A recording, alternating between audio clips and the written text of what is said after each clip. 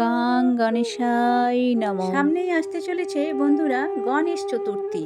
আর এই গণেশ চতুর্থী 2025 সালে কখন শুরু হবে বা পালিত হবে, পঞ্জিকা অনুসারে চতুর্থীর শুভ সময় কখন এবং কখন শেষ হচ্ছে, পুজোর শুভ সময় কী রয়েছে, পুজোর উপকরণ কি কি লাগবে এবং সহজ সরল মন্ত্রে গণেশ বাবার পছন্দের প্রসাদ, তো এই সব নিয়েই আমি আজকের ভিডিও নিয়ে চলে এসেছি। নমস্কার বন্ধুরা, পম্পার বাংলা ব্লগ চ্যানেলে আপনাদের জানাই স্বাগতম। আশা করি ভগবানের কৃপায় আপনারা সকলেই ভালো আছেন, আর হ্যাঁ, আপনাদের ভালোবাসায় আমিও ভালো আছি। তো আজকের ভিডিওতে থাকছে গণেশ চতুর্থীর সমস্ত কিছু নিয়ে আলোচনা। তো চলুন জেনে নেওয়া যাক আজকের এই সব কিছুর মেন আলোচনা।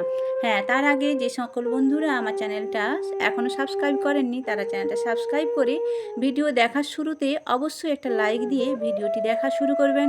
আর ভিডিও যদি আপনার ভালো লেগে থাকে নিশ্চয়ই আপনি আপনার কমেন্ট বক্সে সিদ্ধিদাতার নাম লিখে যাবেন, সে ওং গণেশায় নমঃ। আর যদি বন্ধুরা ভিডিওটা আপনার ভালো লেগে থাকে অবশ্যই কিন্তু আপনি আপনার আত্মীয় পরিজনদের সাথে শেয়ার করবেন, যাতে তারাও ঠিকঠাক উপযুক্ত সময়টা জানতে পারে। তো চলুন জেনে নেওয়া যাক আজকের সব কিছু মূল আলোচনা। স্কন্দপুরাণ মতে ভাদ্র মাসের শুক্লপক্ষে চতুর্থী তিথি সিদ্ধিদাতা গণেশের জন্মদিন। সমস্ত শুভ কাজে এমনকি সমস্ত পুজোর শুরুতেই সিদ্ধিদাতার পুজো করা হয়। সিদ্ধিদাতার আশীর্বাদে সমস্ত কাজে সফলতা আসে।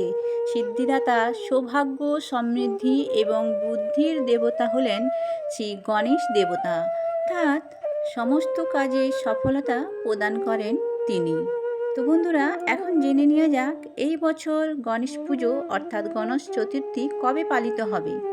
ভাদ্র মাসের শুক্লপক্ষের চতুর্থী তিথি সিদ্ধিদাতা গণেশের জন্মদিন।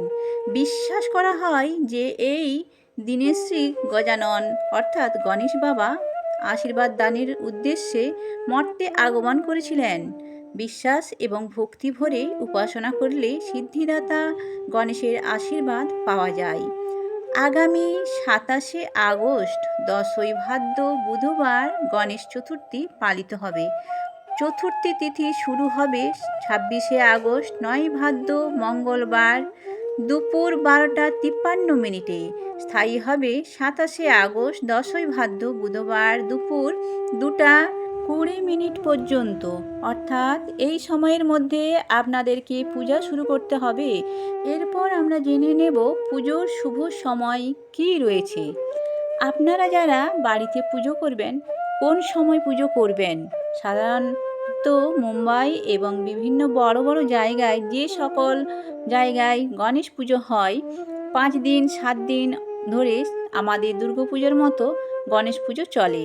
তবে আমরা যারা বাড়িতে পুজো করব তারা একদিনেই এই পুজো করতে পারি।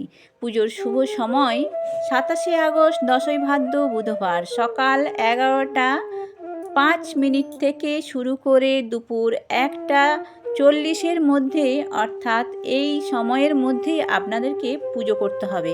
এবার আপনাদের মনে অনেকেরই প্রশ্ন আসতে পারে যে 26শে আগস্ট তো চতুর্থী পড়ে যাচ্ছে, তাহলে ওই দিন কেন পুজো করব না।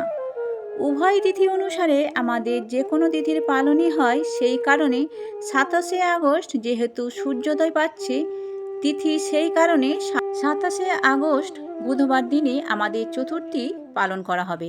এবার জেনে নেওয়া যাক গণেশ চতুর্থীর পুজো করতে আমাদের কি কি উপকরণ লাগবে। গণেশ চতুর্থী পুজো করতে গণেশ ঠাকুরের প্রতিমা, চিত্রপট, জলচৌকি, লাল অথবা হলুদ কাপড়, লাল কাপড় হলেও বেশি ভালো হয়, গঙ্গা জল, অভিষেক করার জন্য একটি পাত্র অর্থাৎ কাঁসার থালা নিতে পারেন, কাঁসার বা আপনাদের যদি কাঠের সরা থাকে সেই রকমও নিতে পারেন, কাঁচা দুধ, টক দই, ঘি, মধু, শর্করা, পরিমাণ মতো গঙ্গা জল, পরিষ্কার বিশুদ্ধ জল, গোলাপ জল, লাল চন্দন আর সিঁদুর। এছাড়া লাগবে গুঁড়ো হলুদ, আতপ চাল, বস্ত্র, আতপ পৈতে, মৌলি সুতো, চাঁদমালা, পান পাতা, সুপারি, ঘর, তেল, খড়ি, মাটি, গঙ্গা মাটি, হলুদের গাঁট অর্থাৎ কাঁচা হলুদ, 1 টাকার কয়েন আর রুপোর কয়েন, একটি ডাঁটিওয়ালা ডাব বা নারকেল অথবা হর্তকি লাগবে।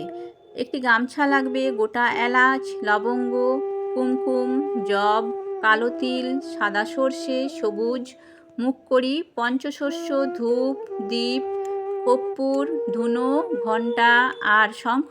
এছাড়াও ফুল ফল তো লাগবেই। পুজোতে ফুল ফলের মালা, এক্ষেত্রে আপনারা লাল জবা ফুলের মালা গণেশ বাবাজির কেউ অর্পণ করতে পারেন, আর অন্যান্য ফুলও আনবেন। এরপরে লাগছে দুব্বা, বেলপাতা, আম পাতা, তুলসী পাতা। তুলসী পাতা গণেশ বাবাজিকে অর্পণ করা হয় না, কিন্তু গণেশ পুজোর সময় নারায়ণকে এই তুলসী পাতা অর্পণ করা হয়। নৈবেদ্যের মধ্যে তুলসী পাতা দেওয়া হয়। গণেশ বাবাজির পছন্দের যে সমস্ত নৈবেদ্য অর্পণ করবেন সেগুলি হলো, ফলের নৈবেদ্যের মধ্যে আপনারা নারকেল, কলা রাখবেন। আপনাদের সাধ্যমতো 3 বা 5 রকমের ফল গণেশ বাবাজির ভোগের জন্য ব্যবহার করতে পারেন। গণেশ বাবাজির যে মিষ্টান্ন পছন্দ তা হলো লাড্ডু, মোদক, এবং এই দুটি জিনিস আপনাদের রাখতেই হবে প্রসাদে। আর তাছাড়া রয়েছে লুচি, সুজি, ক্ষীর, পায়েস, দুধের তৈরি যে কোনো খাবার আপনারা তৈরি করে দিতে পারেন গণেশ বাবাজিকে। এবং সব কিছু নৈবেদ্য অর্পণ করার পর আপনাদের পানীয় জল দিতে হবে। আর গণেশ ঠাকুরের অষ্টদর শতনাম পাঠ করলে ওই দিন খুবই ভালো বলে মনে হয়। এবার আসা যাক পুজোর নিয়মে। আপনারা যে জায়গায় পুজো করবেন সকালে স্নান সেরে শুদ্ধ মনে এবং জায়গাটি পরিষ্কার করে নেবেন, এবং তারপরে একটি জলচৌকি রাখবেন। সেই জলচৌকির উপরে আলপনা দিতে পারেন এবং তারপর একটি লাল কাপড় পেতে দেবেন।